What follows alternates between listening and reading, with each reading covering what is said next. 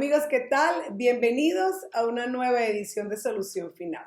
Si quieres comunicarte con nosotros, puedes hacerlo a través de los contactos que aparecen en pantalla. Te los voy a recordar en Instagram, @solucionfinal.oficial, que es nuestra nueva cuenta, y por el correo electrónico solucionfinal.tv@gmail.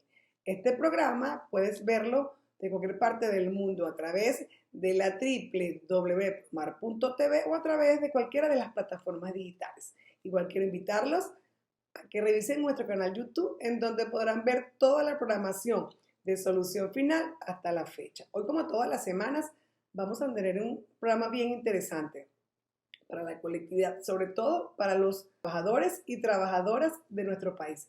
Se trata de los ejes temáticos de la reforma laboral en Venezuela. Para ello, digamos, el caso de la semana.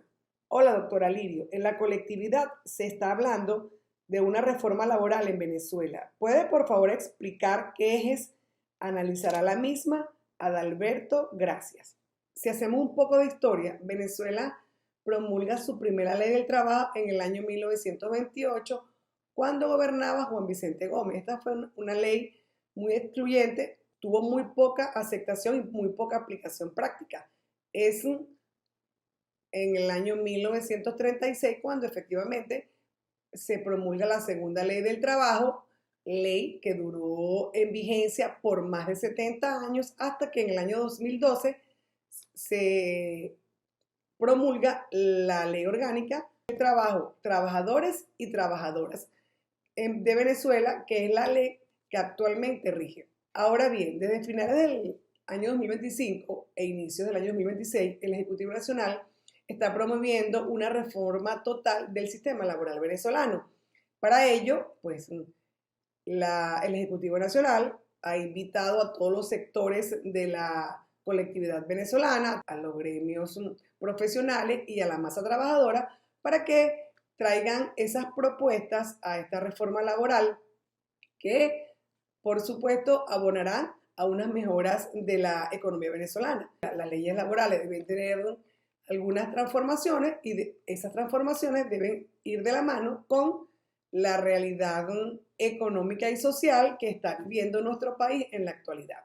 Cuando revisamos un poco las redes sociales y buscamos si existe en la actualidad algún proyecto en la Asamblea Nacional para su discusión y su promulgación, vemos que en la actualidad no existe un proyecto ya definido que se vaya a llevar a la Asamblea Nacional para ser promulgado, como acabo de decir anteriormente. Simplemente lo que existe en la actualidad son algunas propuestas acerca de estas reformas laborales. Estas reformas laborales seguramente van a pasar por temas relacionados con la jornada laboral, con las prestaciones sociales y, por supuesto, con la inmovilidad laboral, que ha sido siempre un tema tan álgido en nuestro sistema laboral venezolano. De ese tema vamos a conversar esta noche. Para ello vamos a contar con la presencia vía online desde la ciudad de Caracas de un abogado especialista en el área laboral con quien vamos a tratar el mismo. Él nos va a explicar, según su experiencia profesional, que es amplia en la materia,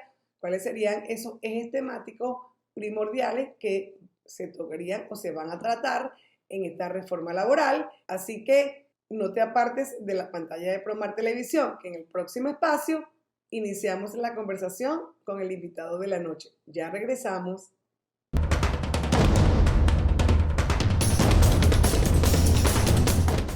Amigos, estamos de vuelta nuevamente en Solución Final. Como les dije en el espacio anterior, hoy contamos con la presencia vía online de un abogado especialista en el área laboral. Se trata del doctor Jair de Freitas. Jair es industriólogo, abogado especialista en Derecho Laboral, profesor de pre y posgrado de la Universidad Católica Andrés Bello y miembro de número del Instituto Venezolano del Derecho Social y, por supuesto, abogado en ejercicio. Bienvenido, el abogado Jair de Freitas, a Solución Final. ¿Cómo estás, Lirio? Un gran saludo para ti, para toda tu audiencia y muchas gracias por habilitar este espacio para siempre tener presente debates de relevancia jurídica actual. Un placer para mí estar con ustedes. Un placer tenerte nuevamente en nuestro programa, Jair. Teníamos tiempo pues que no conversábamos, tú estabas en diferentes actividades y pues había sido imposible lograr esta entrevista de la noche de hoy. Hoy Vamos a conversar acerca de un tema bien interesante que está en el tapete de nuestro país, por supuesto que tú eres especialista en eso. Vamos a hablar hoy del eje temático de la reforma laboral que está planteada en Venezuela. Sabemos ahí pues que se habla en el argot social y político de una reforma absoluta del sistema laboral venezolano. Quiero que iniciemos la conversación de la noche de hoy explicando un poco tú cuáles son esos antecedentes para luego entonces adentrarnos efectivamente cuáles son esos ejes temáticos que va a regir esa reforma laboral en nuestro país. Sí, bueno, quizás, digamos, en una muy apretada síntesis, tenemos que decir que nuestro punto de partida está en la base constitucional.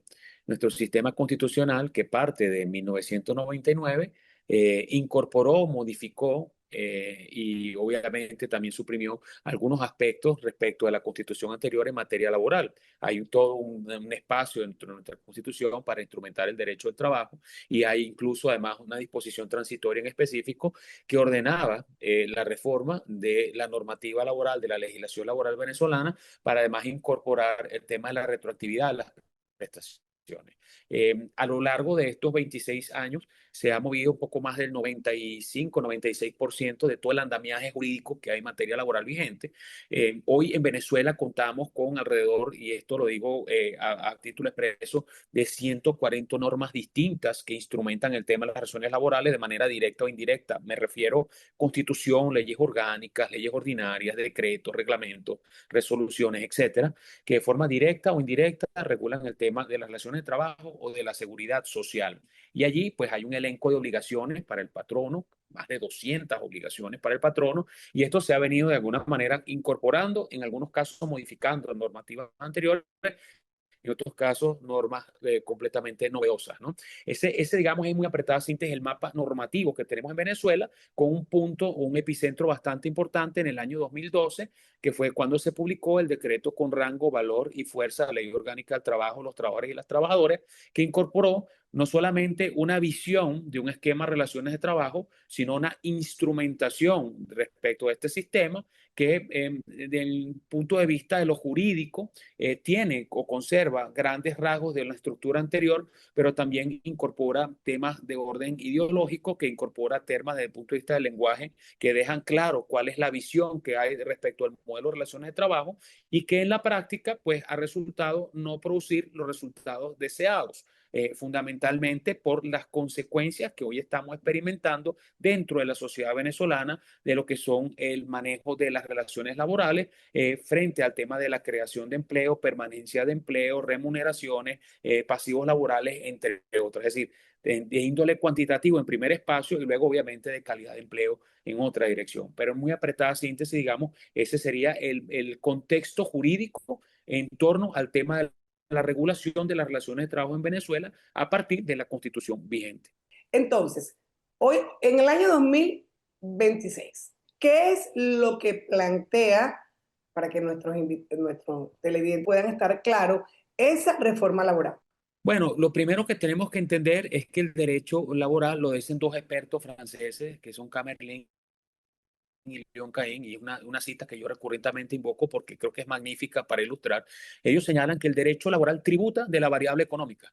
Es decir, el comportamiento de las variables económicas dentro de un sistema, de un país determinado, son los que van a decir cuál es la instrumentación de las relaciones de trabajo que debemos tener, ¿no? Lo que nosotros hemos vivido es que el haber instrumentado las relaciones de trabajo de la forma como se hizo, no ha producido el resultado que se supone que deberíamos tener. Es decir, nosotros no somos un país de pleno empleo, nosotros no somos un país donde el poder adquisitivo sea suficiente, nosotros no somos un país en donde las relaciones de trabajo vayan en un sentido ascendente. Y en ese momento, digamos, donde estamos viviendo importantes transformaciones dentro del sistema nacional en todos los ámbitos, incluyendo el jurídico, la verdad es que lo primero que debemos entender como una muy buena posibilidad de recuperación económica, si se hacen los cambios coherentes, pero en primer término hay que sincerar esto. Entonces, obviamente hay que plantear cambios estructurales. Esto requiere mucha valentía. El punto de partida está en tener una lectura correcta del comportamiento de las variables económicas, el tema de la dolarización de la economía, que creo que es un tema vital, y pues por supuesto que sí hace falta, por ejemplo, un ajuste salarial, pero un salario que tú ajustas donde no hay un cambio de todos los esquemas productivos, simplemente lo que va a fomentar es una mayor inflación. Es decir, por eso la importancia de entender el manejo de las variables económicas para poder hablar de un eje fundamental que creo que sí tiene que ser el tema de la remuneración, pero digamos aquí es donde tenemos que entrar a analizar las cosas con una perspectiva distinta. Entonces,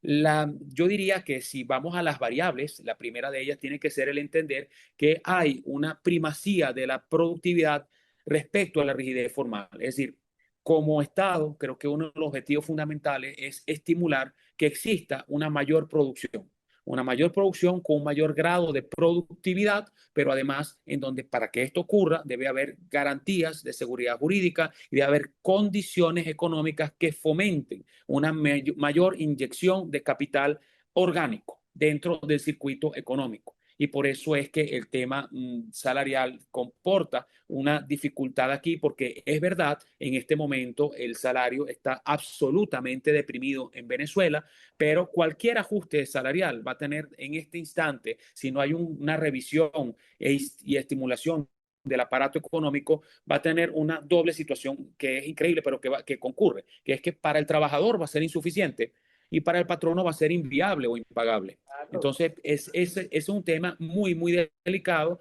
porque se puede ser, insisto, populista de decir que debe estar en tantos dólares al mes, que hay que hacer revisiones periódicas cada no sé cuánto tiempo, etcétera. Pero la realidad es que si nosotros queremos ser valientes y decir la verdad, tenemos que recuperar el sistema económico. Y eso no solo lo digo yo, eso incluso han sido palabras que utilizó el ministro del Trabajo, Eduardo Piñate, en la primera oportunidad en la que fue ministro, donde decía que no puede haber salarios sin producción. Entonces, obviamente son cosas que creo que se caen de anteojo, pero que hay que sincerarlas, que hay que ser muy valiente para poderlas llevar a cabo en un momento en específico. Sí. Si me preguntas qué otros factores, yo diría que en segundo lugar hay que cambiar el esquema de relaciones de trabajo que tenemos hoy en Venezuela y la concepción que tenemos sobre el esquema de relaciones de trabajo en Venezuela.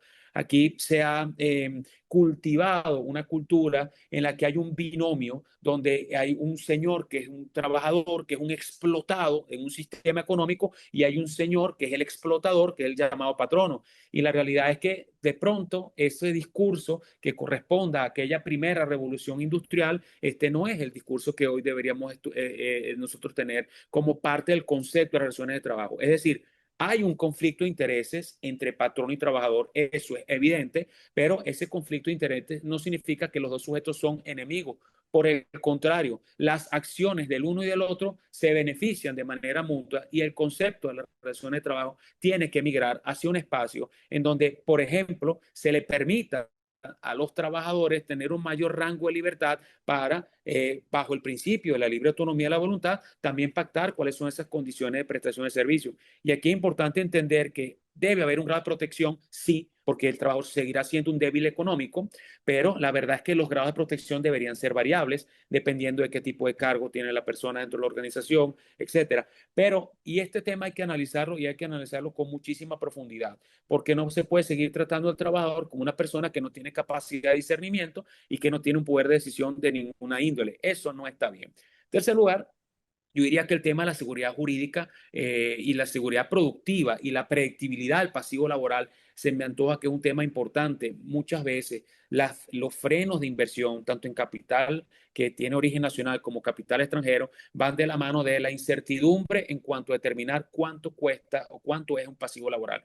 Hoy contratas, Lirio, a un trabajador y, siendo sincero, es muy difícil proyectar cuál es el monto que tienes que invertir durante la vida de esa relación laboral. No lo puedes saber porque tienes cálculos retroactivos, variables que no están al alcance del poder decisorio de las partes, poder de alguna forma administrar o decidir, y el patrono dice, pues siendo así, únicamente voy a contratar aquello que sea imprescindible, y además en un mercado deprimido desde el punto de vista laboral, donde es un mercado de patronos porque hay pocas fuentes de empleo, el trabajador acepta condiciones con las que a lo mejor no está de acuerdo porque no hay un verdadero estímulo ni un crecimiento económico. Entonces, el gran tema de que no exista la predictibilidad de los pasivos laborales es un freno fundamental, y esto está muy directamente de la mano con un problema que ha sido el freno de mano para evitar los ajustes salariales en una economía inflacionaria y que no ha sido una economía en donde además se haya respetado las variables que permitan la recuperación real del poder adquisitivo o al menos el control respecto al tema de la depreciación de la moneda local, que es el tema de la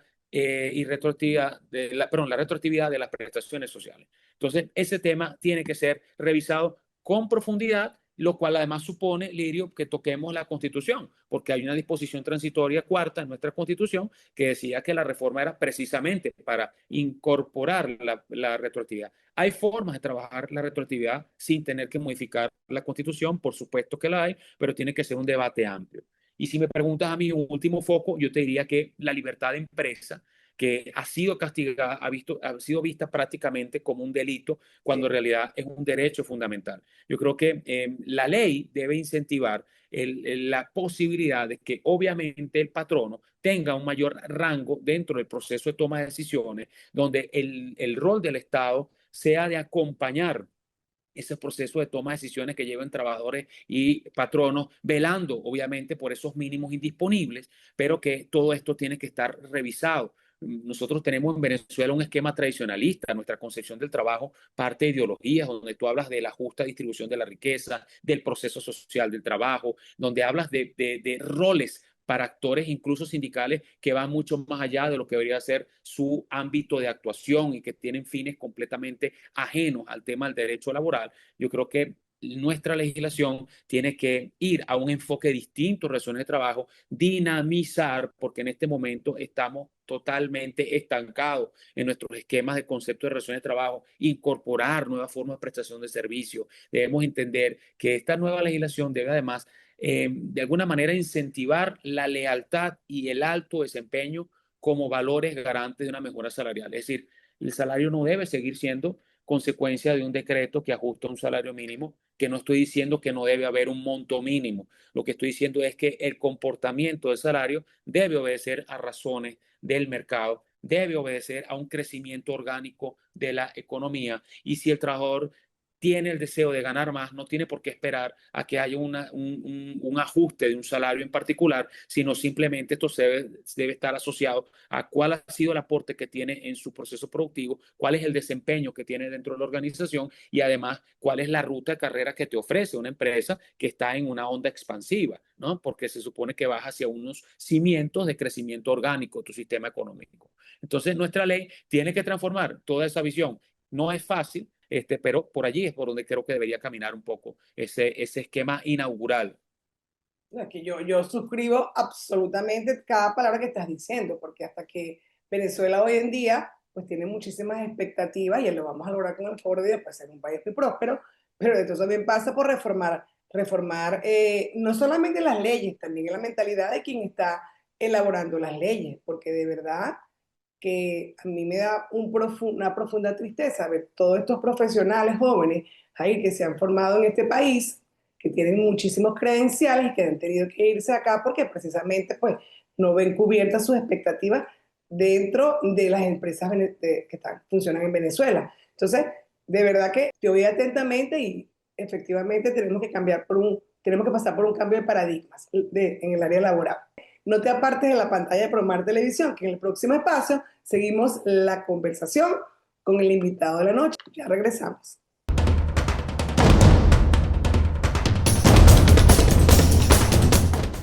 Estamos de vuelta nuevamente en Solución Final. Les recuerdo que conversamos vía online desde la ciudad de Caracas con el abogado Jair de Freites acerca de la reforma laboral en Venezuela. Jair, estabas explicando pues en el paso anterior los antecedentes de esta reforma que se está ventilando en Venezuela. Ahora quiero que nos vayamos un poco más, ahondemos un poco más en el tema y nos digas, esta reforma se está llevando a cabo o estos vestigios, porque como te dije, estuve investigando y se dice mucho y se dice poco.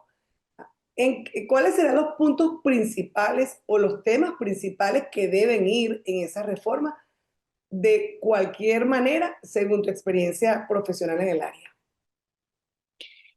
Mira, yo diría que quizá la premisa fundamental es que en este momento hay un verdadero interés por llevar a cabo un estudio respecto de cuáles son esos aspectos que se deben modificar en nuestra normativa laboral, por lo menos desde el punto de vista de cuáles son los aspectos esenciales. Y como te decía al inicio, quizá el primer punto de atención está asociado directamente al espacio cuantitativo, ¿no? ¿Qué ocurre? El tema de la recuperación del poder adquisitivo del prestador de servicios, del trabajador, es uno de los puntos emblemáticos, ¿no? Es decir, el tema de cómo debe darse o no el ajuste salarial en Venezuela, digamos, formalmente hablando, de la fijación del salario mínimo bajo el enfoque de la normativa vigente. Tenemos bastante tiempo en el que no se da un ajuste salarial y obviamente hoy el salario que perciben todas las personas que prestan servicio, bien sector público, bien sector privado, está por encima de ese decreto de manera bastante importante, ¿no? Porque, como te decía al inicio, pues esto responde verdaderamente a razones de mercado, tema de oferta y demanda. Si tú ofreces hoy pagar salario mínimo a un trabajador y beneficios mínimo a un trabajador, esa persona tendría que trabajar a pérdida. Simplemente no puede prestar servicio porque al salir de su casa, tomar un transporte público y además teniendo todos los demás gastos subsidiados, en menos de 2 o 3 días ya está perdiendo dinero. Esa es nuestra realidad hoy si partimos de eso. Y con lo cual, obviamente, el salario mínimo dejó de ser un marcador, un indicador dentro de lo que es la estructura de las distintas escalas de compensación salarial dentro de las organizaciones. Entonces, probablemente el primer punto es hacer ese ajuste del salario. Y lo que te decía, quizá aquí el riesgo está en no convertir esto en un acto de populismo, porque en verdad, si esto no está acompañado de una estimulación productiva orgánica, simplemente lo que se va a ocurrir es que se va a inyectar más dinero en la economía que no obedece a una mayor producción, que no obedece a un mayor rango de productividad dentro de esas empresas para maximizar la eficiencia de sus recursos y en consecuencia, obviamente, lo que va a pasar es que vamos a tener mayor presión inflacionaria y devaluativa. Eso es un poco lo que sería el riesgo de este caso, haciendo que ese ajuste salarial, que es uno de los temas que hay que sincerar, termine siendo, como te decía al principio, insuficiente para el trabajador, impagable para el patrono. Y ese es el gran riesgo que traña esto. Pero además, ese ajuste salarial tiene un gran freno de mano, que es el segundo gran tema debatible, que es el tema de las prestaciones sociales. Lo que yo decía, la hipertutela laboral, verdaderamente hablando, no ha resultado tan beneficiosa como se pudiera pensar para los prestadores de servicios.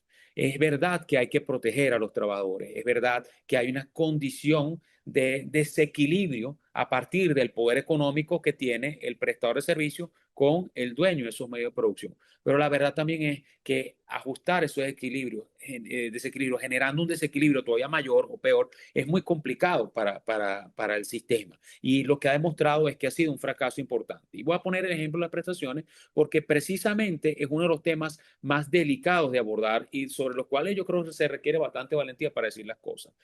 Cuando nace la institución de las prestaciones sociales, nace derivado de algo que existió antes, se llamaba el auxilio de cesantía. Pero fundamentalmente el concepto es el mismo. Procurar que una vez que finalice la relación de trabajo, el prestador de servicio tenga un dinero disponible para esa etapa de inactividad económica, que bien por renuncia o bien por despido o bien por causa ajena a la voluntad o por mutuo acuerdo entre las partes, se da. Es decir, hay una cesación laboral, no estoy generando ingresos, entonces tengo un fondo al cual se supone debo echar mano y puedo echar mano a ese dinero mientras logro una reinserción laboral o mientras decido a lo mejor emprender o ser ahora yo patrono, etcétera, lo que quiera hacer la persona, ¿verdad? ¿Qué ocurre en la práctica? Que ese esquema de hiperprotección bajo un esquema de retroactividad de prestaciones sociales, bajo un esquema de continuo control del comportamiento de las variables económicas, pero además las variables laborales, se traduce hoy en que cuando tú le presentas la liquidación de prestaciones sociales a un trabajador, muchas veces es incluso inferior al salario mensual para una persona que tenía 5, 6, 7 años trabajando. ¿Por qué? Porque hay toda una serie de componentes de naturaleza no salarial, porque el concepto de salario de la ley ha sido tan rígido que el patrón ha tenido que inventar beneficios que no tengan naturaleza salarial para poder oxigenar el presupuesto, porque si no tendría impacto en prestaciones y no podría dar ni la mitad de lo que está dando. Esa es una gran realidad. Entonces esa alcancía está vacía, pero es un freno de mano para que tú puedas hacer ajustes salariales. Y yo creo que hay que cambiar la lógica de las prestaciones por la lógica de los paquetes. Y lo he dicho en distintos escenarios, porque además esto no lo inventé yo. Incluso hay sentencias en la Sala de Casación Social del Tribunal Supremo de Justicia que han refrendado que sí se puede paquetizar los beneficios del trabajador, y voy a explicar un poco en qué consiste esto, dejando a salvo la prestación social de antigüedad por esto mismo que te acabo de decir. Entonces, bueno, hay que modificar esta institución jurídica para que pueda formar parte de esto. Sería mucho más sensato y además permitiría también conciliar esto con la necesidad de tener pasivos determinables para las empresas, el que tú le puedes decir a un trabajador hoy, por ejemplo, tú vas a ganar $16,000 al año o vas a ganar $24,000 al año. Y entonces la persona automáticamente dice, bueno, ¿y cómo se distribuye eso? Porque ahí hay utilidades, bono vacacional, vacaciones, prestación social de actividad, etcétera. Bueno, mira, muy básico, yo te voy a dar $2,000 al mes, pero eso incluye todo. Y entonces, cuando tu relación laboral termine, yo no te debo ya nada porque ya ahí yo te puse tus prestaciones sociales, tus vacaciones, tu bono, etcétera. Y si el trabajador, por alguna circunstancia, no tuviere, por ejemplo, la capacidad de ahorrar de esos $2,000 que tiene, porque a lo mejor los va a destinar a, obviamente, resolver sus problemas económicos de la forma que él mejor estime conveniente, porque para eso es la libre disponibilidad del dinero, también podría decir, bueno, yo quiero que una parte de este dinero me lo guarden en un fondo privado y que se me entregue únicamente cuando mi relación laboral termine. Y allí operaría el principio de la libre autonomía de la voluntad de las partes, por ejemplo, que era un poco lo que hablábamos en la primera parte del programa. Entonces tú le das el espacio y esto permitiría que el patrono tenga un monto predecible y que el trabajador esté mucho más remunerado, porque además el patrono no tiene miedo, porque sabe que una vez que destina ese dinero ya no tiene que recalcular nada hacia el pasado. Entonces, esa lógica de las prestaciones retroactivas hay que modificarla y a mi juicio se tiene que modificar por una lógica del contrato paquete que permita llevar a cabo estas acciones, resguardando, insisto, que esto en su conjunto sea una situación igual o más favorable para el trabajo respecto a lo que hasta ahora ha tenido. Porque verdaderamente hablando, hoy las prestaciones sociales no son sino un freno para los ajustes salariales y no están cumpliendo su objetivo y nadie que termine una relación laboral en una empresa puede decir que se encuentra satisfecho cuando ve la liquidación que le presenta. Y en tercer lugar, Lirio, yo creo que uno de los terceros puntos que también es un gran freno del punto de vista de lo que tiene que ver con la inversión, crecimiento e incluso el tema del empleo. Lo hemos conversado en otros espacios, tú y yo lo hemos conversado en el pasado, tiene que ver con el tema de la inamovilidad laboral. Sí. Tu política de empleo no debe ser como Estado el prohibir el despido, sino crear las condiciones para que existan cada vez más fuentes de trabajo. Y las entidades de trabajo tienen que ser vistas como fuentes de trabajo, no como que la acción del Estado está favoreciendo al patrono. No, no, no. Está favoreciendo que esa fuente de trabajo no se extinga, sino que además crezca, que creo que es una de las cosas más importantes que hay que entender. Entonces, cuando tú tienes un esquema de inamovilidad, o el esquema que está en la ley del trabajo en específico, que es de estabilidad absoluta, que únicamente te permite que por causa justificada puedas prescindir del servicio del trabajador, que esa persona tiene que llevar a cabo todo un procedimiento para que tú lo puedas desincorporar de la empresa, pero además tú como política de Estado vas a premiar la inamovilidad antes que los despidos. Obviamente a lo que estás invitando en muchos de los casos, y es lo que hemos tenido como experiencia, es a la impunidad laboral. Una persona que siente que si no viene a trabajar, igual va a ser muy difícil o muy cuesta arriba que lo despidan, que si llega tarde o hace las cosas al 50%, no funcione. Y no pase nada, digamos, o sea, para la empresa no funciona, terminas contratando otras personas para suplir esas carencias, pero tienes entonces una nómina mucho más complicada. ¿Por qué? Porque tienes que cargar con la ineficiencia de no poder desincorporar a una persona que no está haciendo las cosas para las cuales se le contrató. Entonces, yo creo que si vamos a un esquema distinto, donde a lo mejor el despido arbitrario es el que tú tienes que proteger, el que tú tienes que tutelar, el despido discriminatorio, el que viola los derechos fundamentales. Es decir, a mí me despediste por razones de religión, por razones de raza, de preferencia sexual, por relaciones políticas, o sea, por la razón que tú quieras. Eso es un despido discriminatorio, eso está mal, eso debe ser un despido nulo, no lo debería permitir la ley, debería dar lugar a unas indemnizaciones muy salvajes para evitar que esa conducta se produzca, pero fuera de ello, tú deberías tener también la posibilidad como patrono de decir, no me está yendo bien, voy a recortar mi nómina, no tiene a lo mejor nada que ver con el prestador de servicio, pero tengo que recortar mi nómina porque tengo que preservar mi fuente de empleo o me está yendo muy bien, tengo un área de expansión que quiero explorar y no tengo miedo a incorporar 100, 200, 300 trabajadores, porque si algo saliera mal, mañana puedo desincorporarlo, pero esto va a permitir que 300 familias tengan un ingreso y que yo estoy haciendo una apuesta que va en aras de un crecimiento orgánico del sistema económico. Entonces, desde luego, cuando tú juegas a reducir la tasa de desempleo prohibiendo el despido, no es lo mismo que cuando tú lo haces promoviendo la creación de nuevas fuentes de trabajo, que de nuevo involucra seguridad jurídica para esas inversiones, involucra que exista un Estado de Derecho que garantice una verdadera justicia en caso que existan conflictos, controversias, tanto por temas de derecho de propiedad, por derechos que no tienen nada necesariamente que ver con el tema laboral, pero también con los derechos laborales, en el que exista un justo equilibrio y un resguardo, por supuesto, al prestador de servicio, entendiendo que Venezuela es un Estado de derecho y de justicia, en un Estado social de derecho y de justicia, porque además así lo dice nuestra Constitución, y que siempre debemos tener un matiz de protección en el marco de la justicia social, pero redimensionado a una nueva dinámica, a una nueva realidad, a un nuevo contexto. Entonces, yo creo que esos son quizás los tres ejes temáticos que se van a estar trabajando como puntos mínimos de agenda, pero para mí, si se trabajan mal, sería simplemente estar haciendo unas caricias normativas para garantizar que el sistema se estabilice 1 o 2 años más, pero que nada cambie. Y si nada cambie, obviamente los resultados tampoco se van a presentar. Entonces, si queremos un país próspero, debemos dar un debate mucho más profundo, más integral, más fundamental y no solamente sobre lo superficial o sobre lo cuantitativamente urgente para tratar de paliar una variable económica.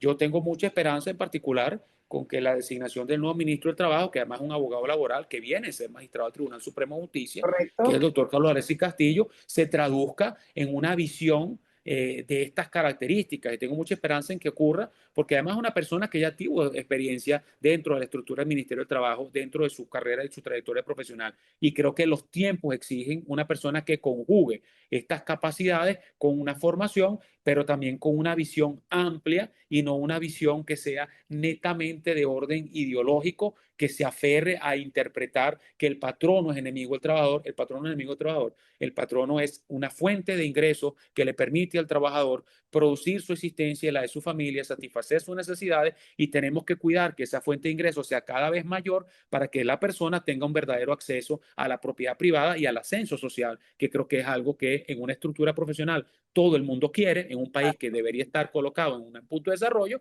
para evitar lo que tú señalabas de la pérdida del bono demográfico y la migración de nuestros talentos, que después de la parte de formación simplemente buscan un espacio distinto que le ofrezca lo que requieren. Oye, atentamente lo que estás diciendo y por supuesto es una gran realidad y una realidad que te acabas de explicar muy bien explicada.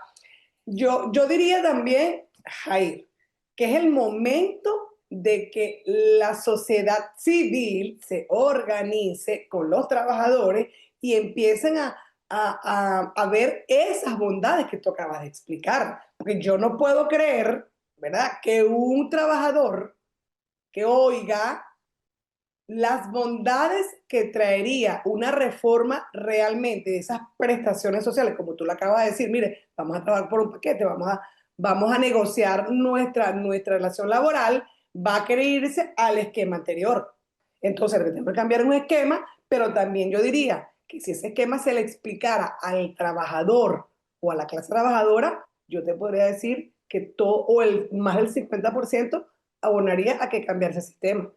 No manejo las estadísticas, Lirio, pero lo que sí te puedo decir es que cuando este tema pasó en el 2012 con la reforma de la ley del trabajo, tuvimos un foro en la Universidad Católica Andrés Bello que duró 2 días. A mí me correspondió hacer la ponencia de cierre y tenía que ver con el tema del impacto económico de la ley.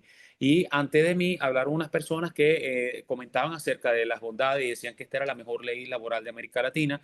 Y una de las cosas que decía es que esta era la ley más costosa de América Latina, que es algo muy distinto, porque el costo de factor bolívar es mucho más alto. Si por cada bolívar que tú entregabas se generaba mucha más cantidad de bolívares en pasivos laborales que en ninguna otra parte de la región. Y esto lo que iba a significar en el corto, mediano y largo plazo era un tema de reevaluación e inviabilidad para algunas empresas, las que se iban a reajustar, iban a ir a un procedimiento de estancamiento progresivo de los beneficios, iban a tratar de procurar beneficios que no tuvieran naturaleza salarial, explotando los que expresamente dice la ley y luego atreviéndose a aprobar nuevas fronteras, que es exactamente lo que ha pasado, y luego un estancamiento de los salarios que llevaba un achatamiento de las estructuras salariales, que es un poco también lo que hay hoy en día, donde a veces la diferencia entre ser vicepresidente o ser gerente no es mucha, solamente responsabilidades, más no necesariamente remuneraciones, y la persona dice, prefiero un cargo inferior a jerarquía porque al menos tengo mucha menos responsabilidad y más tiempo para mí, Es, que tener aquellos otros compromisos, pero verdaderamente hablando, a lo que iba a llevar esto era la inviabilidad en el largo plazo y de la necesidad de reconducir este esquema y volver a revisar y probablemente suprimir la retroactividad de las prestaciones. La gente se paró, se puso de pie, aplaudieron muchísimo, pero la verdad es que era como un pronóstico tipo Nostradamus, no sabemos si iba a ocurrir o no. La realidad es que se han venido cumpliendo las premisas y hoy lo que está a las puertas es precisamente estudiar si debemos tener o no esa retroactividad de prestaciones o debemos terminar de quitar el freno de mano. Ojalá que en ese debate exista la sinceridad, no exista el populismo, no se venda esto como una te robaron de nuevo las prestaciones, porque muchas veces el punto de vista discursivo, sobre todo bajo ciertas tendencias ideológicas, se presta para hacer este tipo de manipulaciones y generar resistencias que son insanas para el desarrollo que requiere el país, pero ojalá que esto sí permita que se pueda llevar un debate serio junto con la incorporación de estadistas, profesionales en economía, que puedan llevar a cabo la proyección de distintos escenarios que le permita a las personas identificar que esto va a ocurrir. Y por supuesto, crear también los compromisos con el sector empresarial para que no sea yo te voy a aliviar aquí unas cosas, pero tú no vas a hacer tu parte. También tienen que hacer su parte y es bastante lo que hay que hacer. Tenemos que hacer el próximo corte de solución final. Amigos, que les recuerdo que hoy conversamos vía online desde la ciudad de Caracas con el abogado Jair de Freites acerca de la reforma laboral en Venezuela. No te apartes de la pantalla de Promar Televisión, que ya regresamos.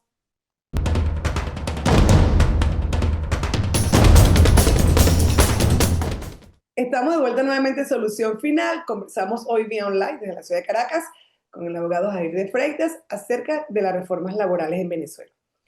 Jair, ya llegamos a los minutos finales del programa. Antes de que tú des tus recomendaciones y tu conclusión en relación al tema, quiero que hablemos un poco acerca de las tercerizaciones. Estuvimos revisando un poco las redes sociales. Sabemos que hoy en día están prohibidas o por lo mínimo muy limitadas en Venezuela. Quisiera saber cuáles son tu opinión en relación a la apertura de la industria petrolera. O sea, ¿cómo quedaría entonces la actuación de esas contratistas petroleras en esta nueva reforma laboral? Fíjate, ese es un tema muy importante porque recordemos que buena parte del caudal de divisas que ingresan al país son producto de la venta de la extracción del petróleo. Y obviamente el tema de recuperar la capacidad productiva de la industria petrolera es uno de los temas fundamentales. Esa recuperación pasa por una inyección de capital muy importante, que entiendo, obviamente son capitales fundamentalmente privados, independientemente que haya no acompañamiento de inyección de capital por parte de la petrolera estatal, para pues elevar el tema de producción y eso requiere la incorporación de un ecosistema de empresas que orbitan alrededor de la actividad petrolera, que son de actividades muy específicas en distintos sectores, de taladro, extracción, etcétera. Es decir, de muchísimas, el tema de la actividad de perforación, por ejemplo, es un tema altamente especializado. Entonces, al final del día, todos estos ecosistemas están de alguna forma atendidos por empresas especializadas. Esas empresas especializadas, pues desde luego requieren lo que decíamos al inicio de tu programa, un tema de predictibilidad, de seguridad jurídica, de ciertas condiciones claras para que la materialización de esa inversión pues obviamente pueda ser acorde con los escenarios estimados, ¿no? En ese proceso de recuperación.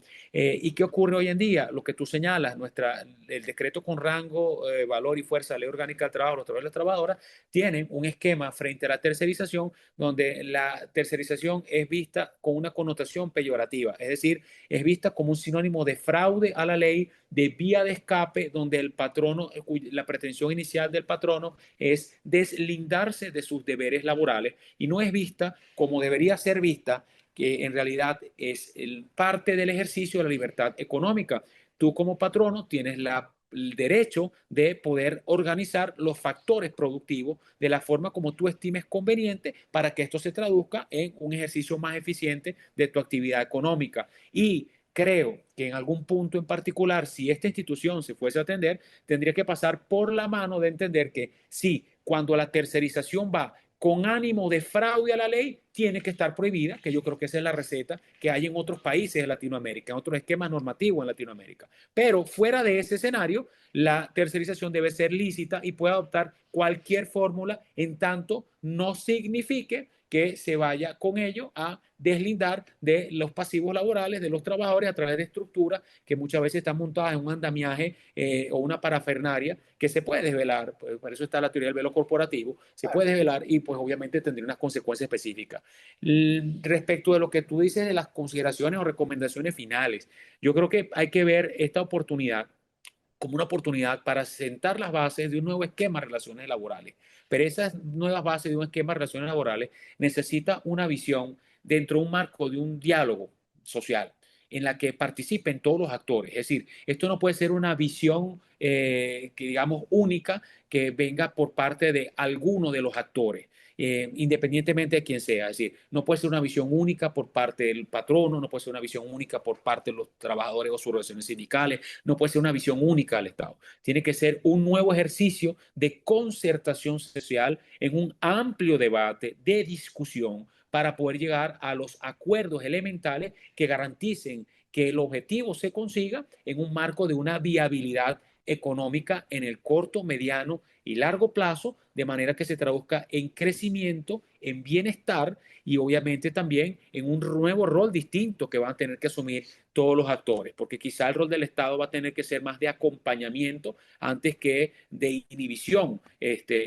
Y obviamente en el caso de los distintos actores van a tener que reeducar el concepto que tienen sobre las relaciones de trabajo y además darle vida a las nuevas formas de prestación de servicios que están hoy carentes de instrumentación y que requieren también una respuesta en aras de garantizar un mínimo tutelaje a estas personas que hoy prestan servicios a través del uso de economía de plataformas, de aplicaciones informáticas o de teléfonos celulares o a través de las modalidades como el teletrabajo. Entonces, creo que es un amplio debate nacional, es un debate que no se debe hacer a la carrera, que no tiene por qué atender solamente un punto económico emergente o simplemente tocar lo mínimo para que todo siga igual, sino que tiene que darse con amplitud, tomando en cuenta las distintas visiones y definiendo cuál es el futuro del modelo de las relaciones de trabajo en el país en este nuevo escenario que tenemos en Venezuela.